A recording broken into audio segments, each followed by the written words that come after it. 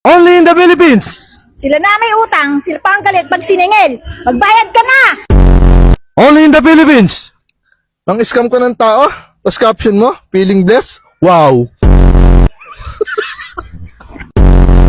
Kapag ang isang tao ay umaasenso sa buhay dahil sa pagsusumikap, dapat mo itong Siraan?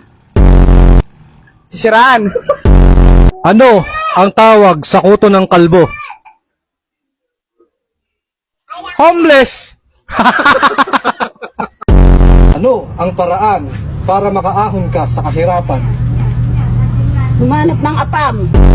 Sagot sa kahirapan. Apam! Apam! Nasaan ka na? Only in the Philippines! Wala na susuwang mga hayop, nasa gobyerno na.